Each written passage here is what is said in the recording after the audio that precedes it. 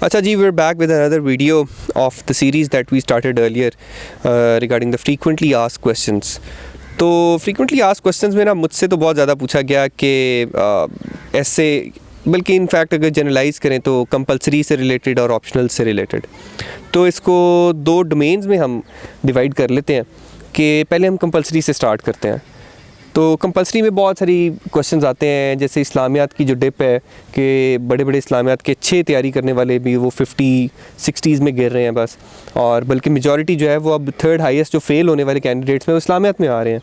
इसी तरह से इंग्लिश ऐसे तो आपको पता ही है कि वो कितना ज़्यादा है, फिर प्रेसी का पेपर कितना मुश्किल, एंड जनरल नॉलेज के जो अगर 3 पेपर मिलाएँ तो उनका भी एक स्कोर को इतना अच्छा नहीं आ रहा। तो ये इन सब ऑप्शनल्स के बारे में ज़रा बात करेंगे, उसके बाद फिर हम कंपलसरी के बारे में बात करके ऑप्शनल्स के पे मूव करेंगे हम। तो लेट्स स्टार्ट विद ऐसे। सबसे पहले मुझे ये बताएं कि ऐसे के कंपोनेंट्स के बारे में। ये जो बहुत ज़्यादा एक कॉन्सेप्ट है कि आउटलाइन, इंट्रो और कंक्लूजन, इस पे बहुत ज़्यादा ऐसे रिलाई करता है, यहीं से लोग पास फेल होते हैं। तो बॉडी पैराग्राफ्स प्लस इन तीनों के बारे में एक ब्रीफ, मुझे इनकी इंपॉर्टेंस और वो सारा मुझे बताएं कि कैसे होना चाहिए और कितने इंपॉर्टेंट हैं। ये पहले इन कंपोनेंट्स में बताएं, फिर उसके बाद मैं आपसे और भी पूछूंगा। जी बिल्कुल, आपने सही जो कंपोनेंट आपने सही आइडेंटिफाई की, यही 4 मेजर कंपोनेंट्स हैं। उसमें outline, introduction, body paragraph, then conclusion, इन्हीं पे ही एक्चुअली आपका ऐसे पास या फेल होता है। लेकिन अक्सर बॉडी पैराग्राफ्स को कहा जाता है कि उनकी इतनी इंपॉर्टेंस नहीं है, लेकिन ये भी अगर मिथ का दें तो दर्जा भी एक मिथ का दर्जा रखता है, क्योंकि एट द एंड उसने आपके बॉडी पैराग्राफ भी चेक करने हैं। उसने देखना है कि आपके हर पैराग्राफ का इंडिविजुअल स्ट्रक्चर किस तरह का है, क्या वो start with a proper opening हो रहा है, उसकी proper conclusion sort of ending हो रही है ईच एंड एवरी पैराग्राफ की, तो वो बड़ी इंपॉर्टेंट है। और डेफिनेटली आपकी जो एक brief outline 2 page to 3 page, similarly आपका एक इंट्रोडक्शन अराउंड 180 वर्ड्स का होना बहुत ज़रूरी है। सिमिलरली आपका जो कंक्लूजन है वो 120 to 150 वर्ड्स का होना, वो उसकी बहुत इंपॉर्टेंस है। और उसमें बिल्कुल आपके पास मार्जिन ही नहीं होता, नॉट अ सिंगल एरर, वो ग्रामेटिकल हो, वो एक्सप्रेशन का एरर हो। हाँ, थोड़ा सा अगर आपको वो लेवरेज दे जाता है तो वो होता है कि आपके बॉडी पैराग्राफ में अगर कोई माइनर इशू है तो वो टैकल समहाउ हो जाता है। अदरवाइज़ वो अगर इशू ज़्यादा बड़ा हो तो डेफिनेटली वहाँ पे भी वो आपको पेनलाइज करेगा और वो डेफिनेटली फेल ही करेगा, आपको पास नहीं करेगा। जी बिल्कुल इंपॉर्टेंट है। डिटेल आउटलाइन कैसे बनानी है, इंट्रो कैसे लिखना है और कंक्लूजन के क्या की पॉइंट्स हैं, उस पर ज़रा हम बाद में बनाएंगे वीडियो। तो इसके बाद एक और इम्पॉर्टेंट क्वेश्चन कि जो बहुत ज़्यादा पूछा जाता है मुझसे भी, और ये वो क्वेश्चन हैं जिनका आंसर मैं आज तक प्रॉपर नहीं कर सका, तो मैं इसलिए आपसे पूछ रहा हूँ। तो बिकॉज़ आप मेरे लिए भी टीचर हो तो इसलिए। अच्छा मुझे बताइए, ये जो फैंसी वर्ड्स यूज़ करते हैं बहुत ज़्यादा, एक्सप्रेशन की बात होती है तो पहली चीज़ आती है फैंसी वर्ड्स यूज़ करें, कोटेशंस अननेसेसरीली बहुत ज़्यादा ऐड करते रहें और इस तरह की चीज़ें। तो मुझे बताएं कि एक तो इम्पॉर्टेंट चीज़ है कि एक्सप्रेशन होना ज़रूरी है, बॉडी पैराग्राफ का स्ट्रक्चर होना, ऑर्गेनाइज्ड राइटिंग कितना आपकी कन्विंसिंग पावर है आपकी राइटिंग में, वो चीज़ है।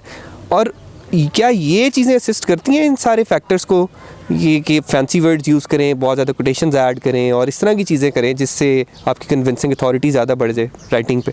तो ये प्लीज़ मुझे ज़रा इसको डिसाइफर करके बताएं कि क्या ये मिथ है, या अगर ये इंपॉर्टेंट है तो कैसे करें। जी मैंने आज तक 6 ऐसे लिखे हैं कंपैरेटिव एग्ज़ाम में, और उसमें मेरे 4 एसेस पास हुए हैं।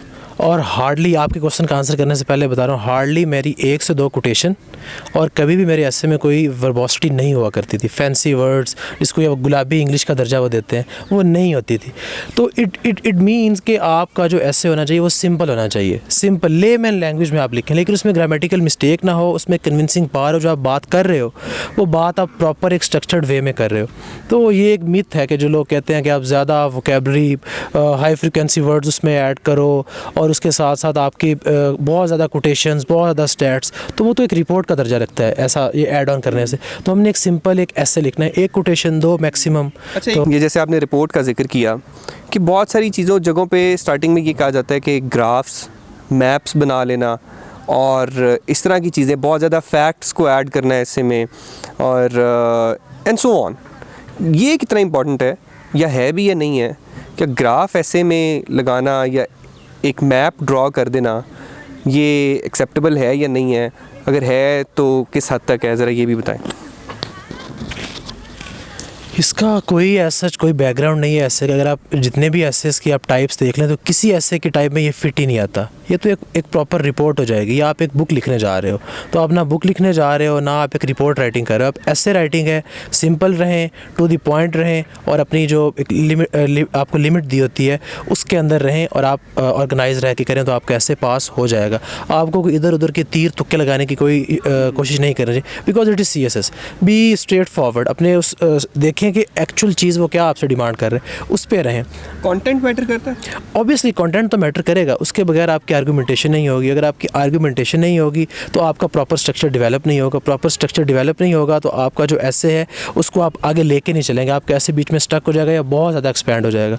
तो आपने एक रैशनल अप्रोच के साथ चलना होता है।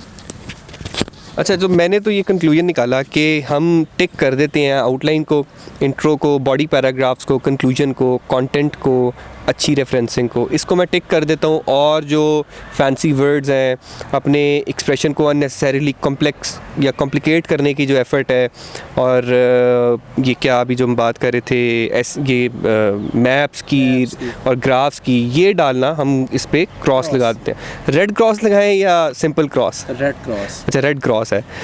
अच्छा, इसके बाद एक और इम्पॉर्टेंट बताएं, ऐसे की लेंथ पे कि उसकी जो डिमांड है, लेकिन मैं उसके अगेंस्ट सुनता हूँ लोग 700, 900, 1000 वर्ड लिख के वो कहते हैं कि that is more than enough and we pass the ऐसे। तो क्या ये वाकई ऐसा होता है? 1000-1200 वर्ड लिखने काफ़ी है?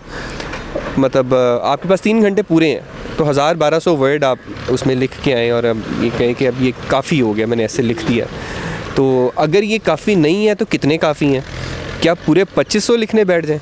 तो ये मुझे बताएं कि अच्छी लेंथ, एक हेल्दी ऐसे की लेंथ क्या होनी चाहिए जिसमें आपका कंटेंट क्वालिटी भी मैटर ना करे और आपकी क्वांटिटी भी उसके साथ सिंक्रोनाइज्ड हो, वो बताएं ज़रा। अगर किसी का 800 वर्ड का, 1000 वर्ड का, 1500 वर्ड का लिख के पास हो जाए तो वो तो उसकी लक है।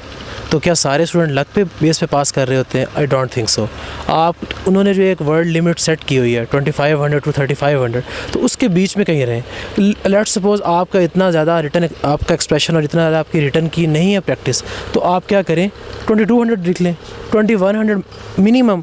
आप 2000 से मिनिमम जाएंगे तो 2000 से आप नीचे जाएंगे तो आपका क्या, 2000 से अगर आप नीचे जाएंगे तो ऑब्वियसली आपके मार्क्स डिडक्ट होंगे, और डिडक्ट होंगे तो मे बी आपके 38, 35, 34 पे फिर फेल हुए होंगे, और फिर आप लोगों को कह रहे हैं कि मैं तो बहुत कम मार्क्स से रह गया।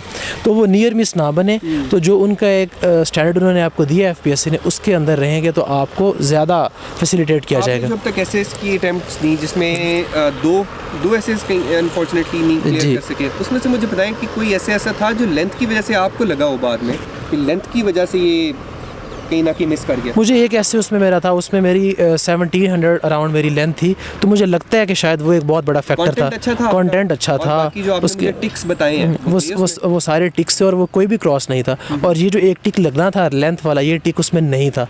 ये एक रीज़न बनी कि वो फ्यू मार्क्स वो मेरा ऐसे रह गया। फ्यू मार्क्स नहीं, आप बताएं ना कि 2 मार्क्स से। हाँ, लेकिन वो 2 है, वो रह गया। Thank you Junaid. ऐसे के लिए तो मेरा ख्याल ये भी एक ब्रीफ जो ओवरव्यू था वो हमने लिया। आगे हम इसी तरह हर सब्जेक्ट को करेंगे, फिर ऑप्शनल्स पे आएंगे, इस्लामियात पे ज़रा ज़्यादा टाइम लगाएंगे, उसकी भी बहुत ज़्यादा मिथ्स हैं, और फिर ऐसे इसकी दोबारा एक ऐसे प्रेसी और इस्लामियात और हर वो सब्जेक्ट जो हिट हो रहा है इंक्लूडिंग IR वगैरह, फिर उस पर डिटेल करेंगे ज़रा कि हर चीज़, हर सेक्शन के बारे में डिस्कस करेंगे, टॉपिक वाइज डिस्कस करेंगे, कोशिश करेंगे। तो आज के लिए दैट्स इनफ।